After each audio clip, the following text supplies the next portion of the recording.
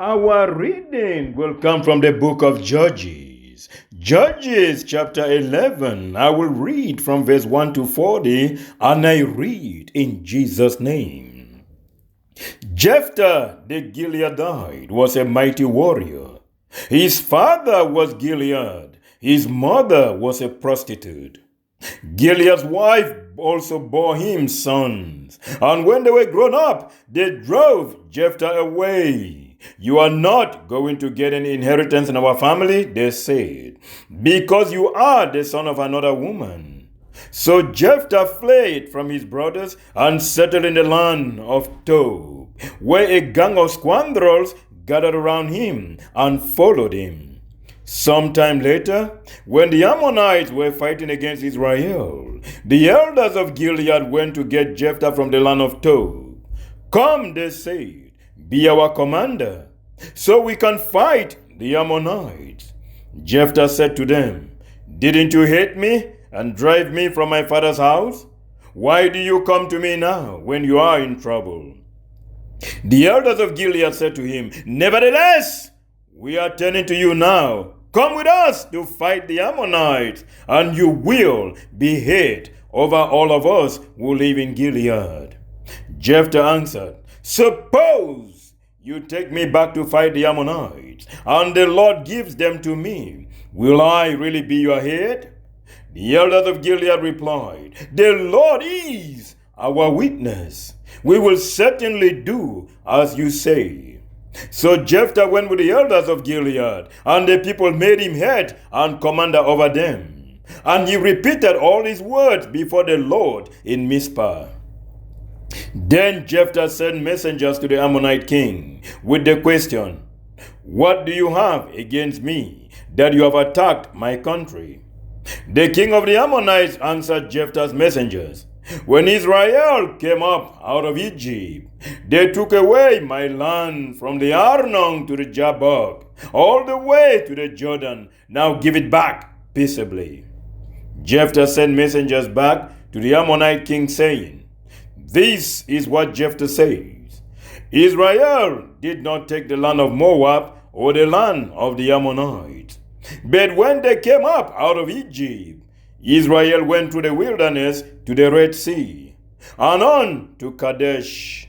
Then Israel sent messengers to the king of Edom, saying, give us permission to go through your country. But the king of Edom would not listen. They also sent word to the king of Moab, and he refused. So Israel stayed at Kadesh. Next, they traveled through the wilderness, skirted the lands of Edom and Moab, passed along the eastern side of the country of Moab, and camped on the other side of the Arnon. They did not enter the territory of Moab, for the Arnon was its border. Then Israel sent messengers to Sihon, king of the Amorites, who ruled in Heshbon, and said to him, let us pass through your country to our own place. Sihon, however, did not trust Israel to pass through his territory. He mustered all his troops and encamped at Jahaz and fought with Israel. Then the Lord, the God of Israel, gave Sihon and his whole army into Israel's hand, and they defeated them. Israel took over all the land of the Amorites who lived in that country, capturing all of it from the Arnon to the Jabbok, and from the desert to the Jordan. Now, since the Lord, the God of Israel, has driven the Amorites out before his people Israel, what right have you to take it over? Will you not take what your God Shemosh gives you? Likewise, whatever the Lord our God has given us, we will possess. Are you any better than Balak, son of Zippor, king of Moab? Did he ever quarrel with Israel or fight with them? For 300 years, Israel occupied Heshbon, Aroer, the surrounding settlements, and all the towns along the Arnon. Why didn't you retake them during that time? I have not wronged you, but you are doing me wrong by waging war against me. Let the Lord, the judge, decide the dispute this day between the Israelites and the Ammonites. The king of Ammon, however, paid no attention to the message Jephthah sent him. Then the Spirit of the Lord came on Jephthah. He crossed Gilead and Manasseh, passed through Mizpah of Gilead, and from there he advanced against the Ammonites. And Jephthah made a vow to the Lord, if you give the Ammonites into my hands, whatever comes out of the door of my house to meet me when I return in triumph from the Ammonites will be the Lord, and I will sacrifice it as a burnt offering. Then Jephthah went over to fight the Ammonites, and the Lord gave them into his hands. He devastated 20 towns from Aroer to the vicinity of Minit, as far as Abel Karamim. Thus Israel subdued Ammon. When Jephthah returned to his home in Mizpah, who should come out to meet him but his daughter, dancing to the sound of timbrels? She was an only child. Except for her, he had neither son nor daughter. When he saw her, he tore his clothes and cried, "Oh, no, my daughter, you have brought me down, and I am devastated. I have made a vow to the Lord I cannot break." "My father," she replied, "you have given your word to the Lord. Do to me just as you promised. Now that the Lord has avenged you of your enemies, the Ammonites. But grant me, Daddy, this one request," she said. "Give me 2 months to roam the hills and weep with my friends, because I will never marry." "You may go," he said. And he let her go for 2 months. She and her friends went into the hills and wept because she would never marry. After the 2 months, she returned to her father, and he did to her as he had vowed, and she was a virgin. From this comes the Israelite tradition that each year the young women of Israel go out for 4 days to commemorate the daughter of Jephthah the Gileadite. And this is the word of the Lord. Thanks be to God. Children of God, Jephthah the Gileadite was a mighty warrior.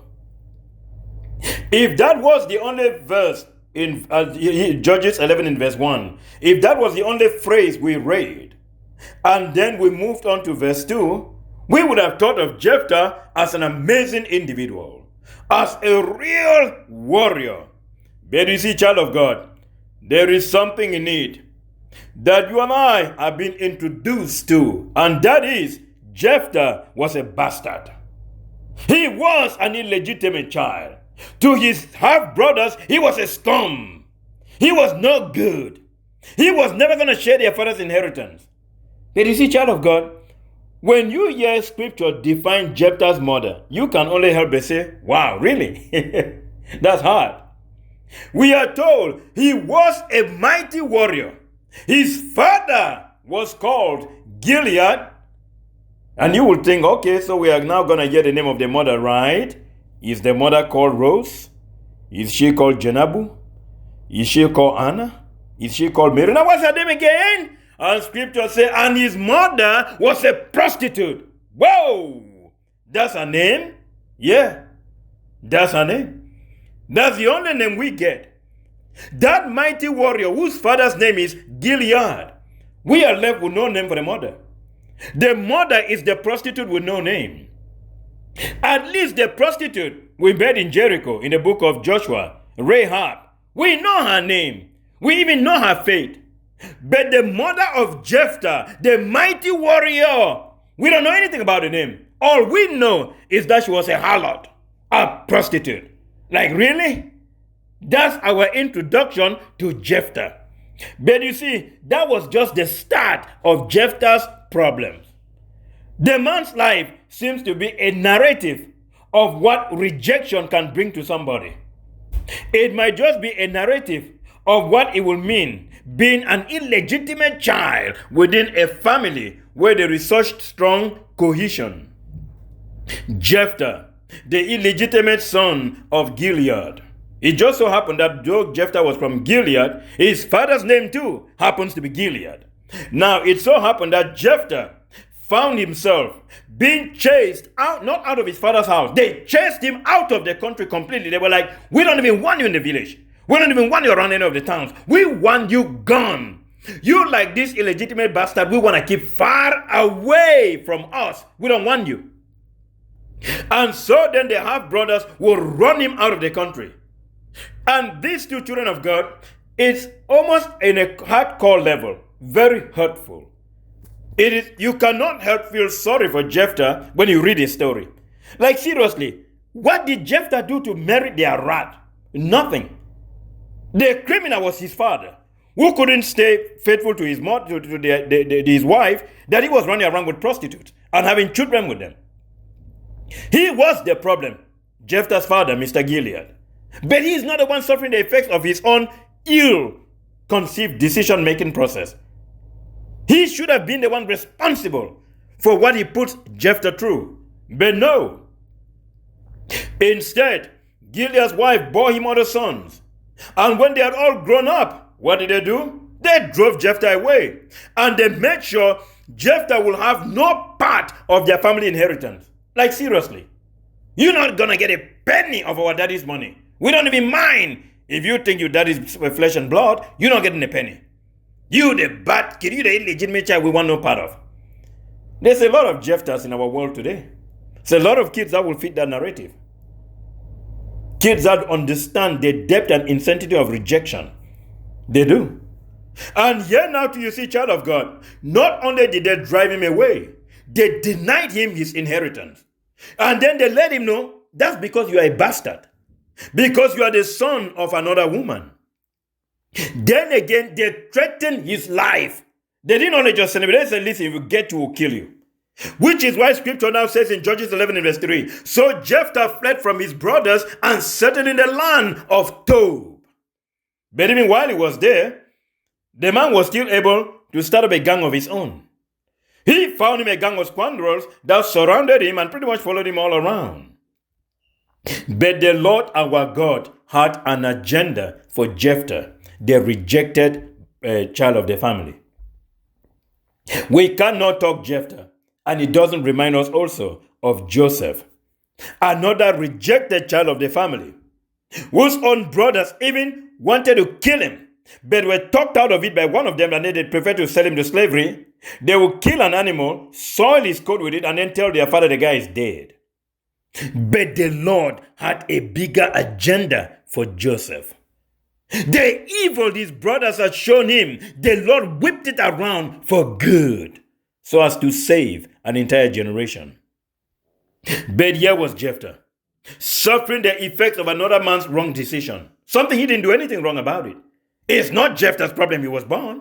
It is his father's problem. He couldn't stay faithful to his wife. That's his problem. But now Jephthah suffered the effect of it. But you see, child of God, in spite of the rejection, in spite of the threats, in spite of them denying Jephthah his inheritance, the Lord God Almighty had an agenda for Jephthah. Praise the Lord. Child of God, our Lord was willing to put Jephthah to use. And that's why you see, if today you are suffering too from unfair rejection, no, don't be discouraged. Don't blame others. Just remind yourself, if the Lord could use Jephthah in spite of his unjust circumstances, that same God may be ready to use you in spite of the rejection you feel. Oh yes. There are sometimes some people might even think being turned away from a job or being fired from a job or being kicked out of a family's inheritance might be the worst thing that befell them. No! Listen to the story of Jephthah and find comfort. Know that the master planner has a plan for you. If he didn't have it, Jeremiah 29 verse 11 wouldn't be a promise for you from the Lord. He has a plan for you. You got to believe that. You got to know the Lord that was ready to take care of Jephthah is also there for you. Oh yes. Jephthah could not even handle the fact that he was born illegitimate. Jephthah had to contend with the fact that, but my stepbrothers, they hate me. But they seem to love our daddy, but somehow they hate me. Daddy is not the one who did wrong. I'm the one who did wrong. Even though I had no control over being born. but they hate him. So you saw that even the circumstance beyond his own control now forced him away from his own people to a point where Jephthah now became an outcast, living in Tob as an outcast. And you see, children of God, today we have places where we keep outcasts. They are called prisons or asylums. We keep people that don't fit societal norms and standards away. Some are just ignored by communities, like communities just agree, we're not going to deal with you. In some cultures, they just give you a stick. You're accused of witchcraft or any other evil practice, and they say, just keep going. The day that stick grows short, then come back. Of course, it's never going to grow short. So, yep, child of God, in Jephthah's case, he was unfairly treated. He had suffered the prejudice of those with ill-conceived stereotypes about a bastard child. He had suffered. But you see, child of God, we have to remember as Christians, everyone has a potential of being used by God in amazing ways. Oh, yes. He has a plan and an agenda for each and every one of us. Don't just cut out to society in rejecting a fellow child of God. No. Don't let ill-conceived stereotypes force you to reject someone. No. No. You see, I live in Chicago, where Sunday mornings in some part of the cities are pretty much the most segregated time in this country. You have black churches and white churches. Like, seriously? Do they have black Jesus and white Jesus too? No! It's one! But somehow, because of all the ancient stereotypes, you find societies where people just do exactly what the people like them do. They don't mingle. They don't mix. It's split right down to the wire. And some of these stereotypes, they truly affect the way society views others and impact the way society allocates even the resources to help communities grow. So, yep, a message for us, this is the children of God. In the face of rejection, don't give up. Jephthah did not give up. But you see, child of God, when he had escaped, it just so happened that the Ammonites were now coming to fight against Israel. You see, in Judges chapter 11, we had known that the Ammonites had already prepared to fight the nation of Israel. And that the Ammonites had already set up camp, ready to crush the Israelites in battle. The Israelites too, as we concluded in Judges chapter 10, they too had also raised an army and had assembled at Mizpah. But now the Israelites agreed, whoever will take the lead in attacking the Ammonites will be the head over all of us. Judges 10 verse 18. Which is now why in Judges 11 in verse 4, scripture now lets us know. Sometimes later when the Ammonites were fighting against Israel, the elders of Gilead now went to get Jephthah from the land of Tob. Come, they say, be our commander so we can fight the Ammonites. And Jephthah was surprised. Wait, hold on. Ain't you the same fellows that chased me out of town? Ain't you the reason I'm living here in Tob as an outcast? Ain't you the reason I hang out with a gang of scoundrels? What do you want me for? Why do you not want me? Oh, I see. You are in trouble. Now you want the outcast, right? And you notice when he challenged them to that, they didn't even pretend. They say, sure. Nevertheless, we are turning to you now. Just come fight for us. Please spare us the history. We know what we did wrong. Just come. We are going to make you the leader. And Jephthah then reminded them, fellas, are you saying if I go defeat these Ammonites, I will be your head? And they were like, yeah, the Lord is our witness. We agree to your terms. And Jephthah taking no chance. Remember, this is a rejected fellow. He's already been through a rejection his entire life. So if they're going to want to bring him into their fold, he has to be sure. He needs an ironclad contract telling him, yeah, they're not going to go back on their words. And if they do, I have the upper hand. So then the people will now take him to Mizpah.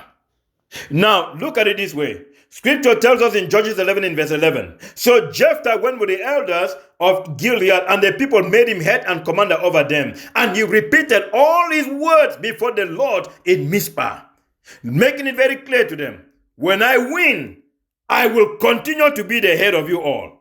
That's why it means repeating his words. He wanted to seal that deal, making it ironclad. You guys ain't going to change your mind after this. I'm still going to be in charge. And yet, child of God, with him now doing so, that meeting at Mizpah pretty much became the coronation ceremony for Jephthah as Judge. That's what they now did. And you notice that after having done that, Jephthah, though an outcast, we now see in him what the Lord earlier saw. His finesse in diplomacy. They had invited him to come fight a war. But Jephthah was more interested in trying to resolve the war. He thought, you know what? I have a political way on how to address it so that we can, instead of killing each other, let's sit on the negotiating table and discuss. After all, every war ends on a negotiation table. So why don't we just go there right away? That was Jephthah's thinking. That wasn't the thinking of the Ammonites. So then Jephthah sends a message to the king of Ammon. Now, but what do you want from me? Why do you want to attack? Why do you want to fight with me? To which the Ammonite king now lets him know, well, when Israel came out of Egypt, they took my land from the Arnon to the Jabbok, all the way to the Jordan. Now give it back. Now that is the reason he wants to fight. He now claims Israel had seized the land of his people, taking so much land from the Arnon all the way to Jabbok, then all the way to the Jordan. And then he tells Jephthah, as a condition for peace, just give it back. Are you serious? Jephthah must have thought, you must be kidding me, right? You must be kidding me. And the reason Jephthah felt you must be kidding me is because there was no war to seize the land from the Ammonites. The land had been taken from the Amorites. Now, child of God, let me make sure we get that. There is Ammon, which of course are descendants from Lot. Then there are the Amorites. And we know that King Sihon was king of the Amorites. It was the Amorites that Moses had defeated in battle and taken their land. But it so happened that prior, the Amorites had defeated the Ammonites to take that land. So right now, this guy is asking for a land that was never taken from him to begin with. The people that had taken the land from them had been beat in a war already. So then Jephthah must be wondering, 300 years we've been in this place. Suddenly what happened? What awakened in you? The zeal to think, let's war over this. But if that's how you feel about it, I have no plans to back down. Like seriously. And you see, child of God, Jephthah also shows you and I something amazing. Even though he was an outcast, even though Jephthah had been denied the inheritance due him by his half-brothers, even though his life had been threatened by his half-brothers and the citizens of the land had kicked him out, Jephthah was a faithful person who read his scriptures. Because when Jephthah sent message now back to the Ammonite king, he now gave him a summary of Israel's journey from Egypt through the wilderness heading to the promised land. That was amazing. He wanted to let that king know, nope, what you have just asked, you have no right to claim it. In the same way, if your pagan god Shemosh had given you land, you wouldn't let us just come and take it. It wouldn't happen. But our Lord God Almighty gave us this land. And so then Jephthah will school him on exactly why the premise of his argument is heavily flawed. Oh, yes. He now sent messengers to that Ammonite king. After the king had already made it clear, yep, this is why I want the land, he would then reply him, King, Israel had not taken anything from you. He let the man know, listen, and Jephthah gave him 3 solid arguments against the claim of that king. He said, number 1, Gilead was never the king's land in the first place because Israel took it from the Amorites, not the Ammonites. That was the very first argument he made. Which is why when you read again from verse 16 to 22, scripture says of Judges 11, but when Israel came up out of Egypt and went through the wilderness to the Red Sea and on to Kadesh, Then Israel sent messengers to the king of Edom, saying, give us permission to go through your country. But the king of Edom would not listen. So they also sent word now to the king of Moab, and he refused. So Israel now stayed in Kadesh. Next, they traveled through the wilderness, skirted the land of Edom and Moab, passed along the eastern side of the country of Moab, and camped on the other side of the Arnon. They did not enter the territory of Moab, for the Arnon was its border. Then at that point they sent messages now to Sihon, king of the Amorites, who ruled in Heshbon. And they said to him, please let us go through your country. But Sihon did not trust Israel to pass through his territory. What did he do? He decided to attack them. But when he decided to attack, scripture says in Judges 11 verse 21, the Lord God Almighty, the God of Israel, gave Sihon and his whole army into the hands of the Israelites, and they defeated Sihon. Israel then took over the land of the Amorites who lived in that country, capturing all of it from Arnon to Jabbok and from the desert to the Jordan. Simple. That was the first argument Jephthah gave him. We didn't take any land from you. We took it from the people that had you guys beat in the first place. So you can claim it. You absolutely cannot claim it. It would be like the Germans coming to Cameroon and say, well, we won back the land of Cameroon. Like, seriously? I thought the British had you beat and they took over the land. Then somewhere around 1960, you made a deal with French Cameroonians and you gave it back to them. And then sometimes in 1961, you gave the other English-speaking part again up too. So it would be kind of funny for the Germans to suddenly say, well, we need that land. You know, we didn't give Cameroon independence. Yeah, you didn't. You had nothing to do with it anymore. You lost it. You lost it after World War I. So you can't claim it anymore. You can't claim it anymore. The League of Nations made sure you lost that land. Right now, for the people of Ammon to suddenly claim, we want land that was the Israelites took from the Amorites, made no sense. It was laughable. So that was the first argument Jephthah made to counter that argument.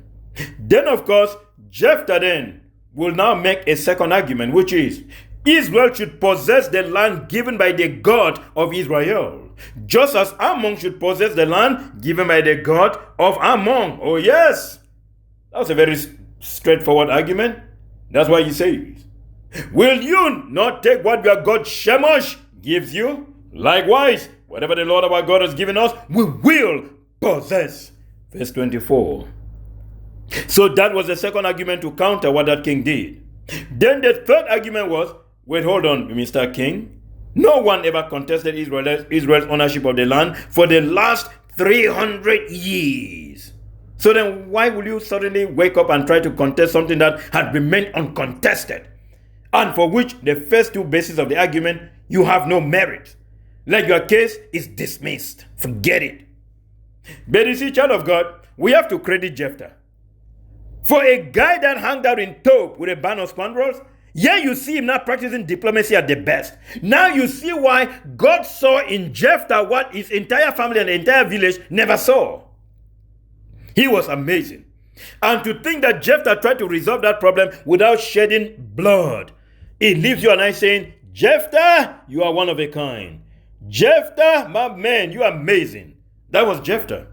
But you see, the king of Ammon, he came in for war. He wasn't going to talk nice. He didn't want to negotiate. He had no reason to negotiate. And at that point, Jephthah then decides, well, if it is war you want, then war you go get. But in heading to that war, Jephthah made a deadly vow. Let me correct it. A stupid vow. Let's find another beautiful word for it. A stupidious vow, if there's such a word. It was the dumbest thing Jephthah would just do. Jephthah, on heading out now to that war, will then turn around and cry to his God. He made a vow to God. You see, child of God, it defies logic and common sense why sometimes in the heat of things, folks think, well, let me bribe God. Or let me get into a deal with God. If God completes his own part of the deal, I'll do mine. Like, seriously? You don't even have the power to enforce anything you promise him. But he has the power to do as he wants you to do. Therefore, why go into a deal? Why make a vow when you know your enforcement mechanisms are not even solid enough to be guaranteed? You have known. But yet the human temptation to engage in vows is what moved Jephthah to make a deadly vow. And think about it. Just when that king refused to listen to Jephthah, Scripture tells us in Judges 11 and verse 29, the Spirit of the Lord came on Jephthah. He was not filled with the Holy Spirit. Oh, yes. Then that one, the man was on fire. He will then cross Gilead and Manasseh and pass through Mizpah of Gilead and then advance against the Ammonites. He was on fire. But Judges 11 verse 30 tells us Jephthah made a vow to God. If you give the Ammonites into my hands, whatever comes out of the door of my house to meet me when I return in triumph from the Ammonites will be the Lord, and I will sacrifice it as a burnt offering. I don't understand. What did he think was going to come out of his house when he comes back from war? A sheep? A goat? A cow? Like seriously. What a dumb thing for somebody to just... And this was a spur of the moment reaction. These are kind of vows where people just make it. This is the kind of vow people make in ecstasy. Not a serious, well thought out vow. No. He made this vow out of the excitement of the moment. But it was a deadly vow. He swore to God, if you make me win, when I come back from this victory of defeating the Ammonite, whatever, and he didn't say whoever, he says, whatever comes out of the door of my house to meet me when I return in triumph will be the Lord, and I will sacrifice it as a burnt offering. What a deadly thing for a man to say. You know, child of God, Jephthah just dug a hole for himself with that vow. He just made things so difficult for himself with that vow. Because you see, it was the Lord's choice already for Jephthah to be victorious. When the Spirit of God descended upon Jephthah, he had won. It's the same Spirit that led Moses to victories, that led Joshua to victories, that led Othniel to victories, that led Deborah to victory, that led Gideon to victory. The Spirit of the Lord had already decreed victory. Oh, yes. And in Jephthah's case, the Spirit of the Lord descended upon him. Oh, yes. Similar thing too in Judges 3 verse 10. The Spirit of the Lord came upon Othniel, and then he went to war. And the Lord gave him Cushan Rishathaim, king of Aram, into the hands of Othniel. He overpowered him. When the Spirit of the Lord descends upon us, victory has been decreed. Jephthah didn't need a vow. He didn't have to say anything. He was like a very excited man in the heat of the moment that will promise a woman anything with no iota of how am I going to fulfill that promise. But that's exactly what Jephthah did. He had won. He was going to a war where he had already won, but he ran his big mouth and then he suddenly think, I just need a little security from God. God, I'm just going to make this vow to you. You know, if everything works out just good, then the minute I get back home, whatever comes out of my house, I will kill it and sacrifice it to God. Like, really? Jephthah, you just made that vow? Yes, he did. I mean, I'm kind of amazed. He didn't even think twice. No, it was such a rash vow, a heat of the moment vow, a dumb vow, if it's a way you can call it. That's exactly what he did. And sadly enough, he wasn't even going to back down of it. So then he goes out and he wins the war. The Lord gives him the very victory he was craving for. But after having gotten that victory, sadly, as Jephthah returns home, Scripture says in Judges 11 verse 34, who should come out to meet him but his daughter dancing to the sound of timbrels? She was an only child. What?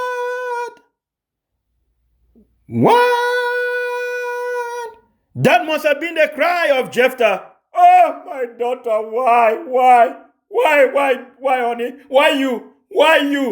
Why her? When you made the vow, who did you think was going to come out? A goat? Goats don't get happy because you win wars. A sheep? What did he really think? This was scary. And these are some of the things that you find people in the height of the moment, they do. Now listen, let me share something with you all. As someone who works in healthcare, I once had an encounter with one of my patients. I was just walking into the patient space to do an assessment on the patient. When I heard this patient, my God, dropping vows after vows to God. Now, granted, the lady was pretty old, but she was there saying, Lord, If only I'm able to attend my grandbaby's wedding, I promise you, I will be contributing to every charitable program in church. And then she go to the second thing. Lord, if only I'm there when my grandson is graduating, I promise you. And she's dropping the vow one after another. And then I'm thinking to myself, why is she making all that vow? And then she drops the third one in which she says, Lord, please don't let me die. I promise you the poor will know me. My checkbook will never stay steady. Oh. She was negotiating long life for herself. By making baseless vows, why does she have to wait for the Lord to do for her she do? Why couldn't she just write the checks then to support the church program? Why did she have to wait to see, gee, Lord, you gave me the long life, I attended my grandbaby's wedding. Now I'm going to give the poor money. Like, seriously? But that's the thing that happens. Some people, even in their sick bed, you will find them make deals. Lord, if only I come out of this sick bed, I will never skip church on Sunday. What, are you kidding me? You going or not going is not his problem. You going is your problem. That's the only way you want to prepare yourself for eternity for you to go. Were you waiting to be on the sick bed to realize, gee, I needed to go? Are you kidding me? But that's exactly the mindset. Sometimes even in the face of absolute victory, we behave like Jephthah. We behave. We will snatch defeat in the face of success. That's exactly what Jephthah did. He had won. He didn't need a vow. But in his desperation, Jephthah went for a vow. And the vow will haunt him. Haunt him good. You know, there are many times in scriptures we have seen people absolutely make vows. Some were amazing vows. But some were just outright stupid. Like Jephthah's. We saw, for example, Jacob. Jacob had promised the Lord his God. If the Lord will protect him, as he was going to Laban. You can read it again in Genesis 28. Then when he comes back, he will give the Lord a tenth of all his wealth. The Lord gave it to him. Then again to children of God, that was a simple vow. But he was also a guy predicating the fact that I'm going on to a journey of an unknown. Lord, if you care for me and protect me when I come back, I'll pay a tenth of my earnings to the Lord. I'll pay my tithe. Like, seriously? Lord ain't going to eat your tithe. But that's how he thought, gee, I'm going out there, I don't know what's going to happen to me. I might as well see how to negotiate something with the Lord as a deal. Then there was Hannah, the mother of Samuel. She couldn't have a child.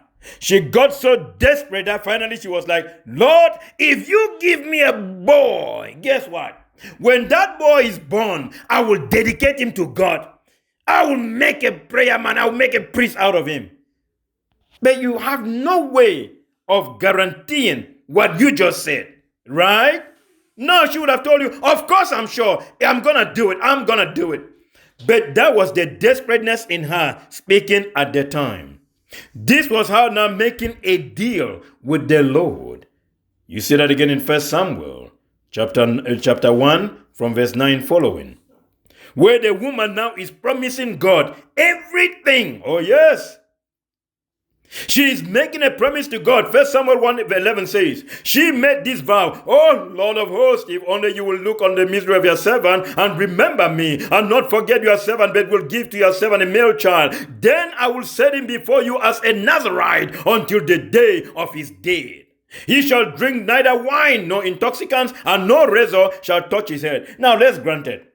If this mommy just said that, is she saying she'll be there till the day that boy dies? Like seriously, mommy, how are you going to back that up? But that's a desperate woman who's been barren, in desperate need of a child. She will promise God anything she wants out of it. All because Peninnah kept mocking at her. It's not like she suffered anything from not having a child. No, the husband gave her twice as much as he gave the other family members. He loved her even more than the wife who gave him children. But it wasn't enough for her. She got so desperate, she made a vow. Now, granted, she did fulfill her vow. But it doesn't cancel the fact that it was a desperate thing to say. A spur of the moment desperation. Oh, yes. Now, there were some vows that were consequential and almost catastrophic, like Jephthah's. For example, Saul, King Saul. If you go back to 1 Samuel chapter 14, King Saul promised to kill any one of his soldiers that will eat before evening. until he had avenged himself of his enemies. Well, his son Jonathan wasn't there when he made that vow. So then the son is coming back. He meets a honeycomb. He loves it. He eats the thing. Only to be told, oh, Jonathan, your daddy will kill you. He had made us vow that anybody who eats honey is going to be killed. It took the intervention of the other soldiers before the daddy did not kill Jonathan. He had resigned to kill his own son over what, a dumb vow? Like, seriously. And you saw in King Saul a reactionary figure, just like Jephthah, that will talk before the king. As I said, some of the vows were amazing. Like David. David made a vow to Mephibosheth, Jonathan's son. You will eat at my table and I will be kind to you, almost like your daddy. You see that again in 2 Samuel chapter 9 too, in verse 7. Then of course too, there was another gentleman, Ittai. Ittai was a Gittite. He was one of those that vow that even though Absalom, David's son, had overthrown him out of power, he will never abandon David. He vowed, I will be with you. Wherever you go, I will go. Reminds us of a similar vow to by Ruth, the Moabitess, when she vowed to her mother-in-law, Naomi, wherever you go, I will go. Those were good vows.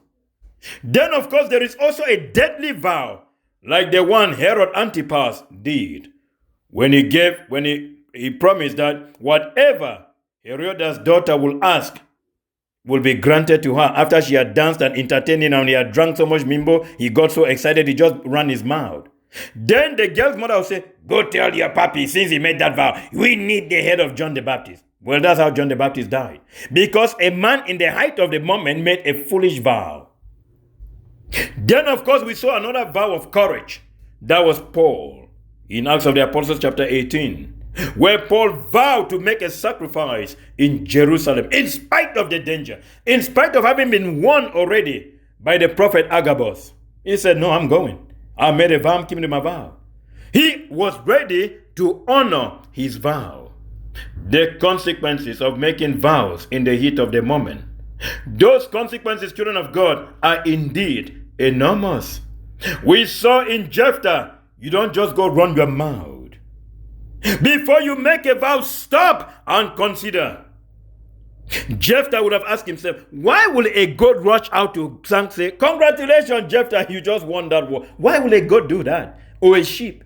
They don't do that. Human beings do that. And you see, child of God, let me say this. Actually, biblical scholars are kind of divided on this issue of Jephthah.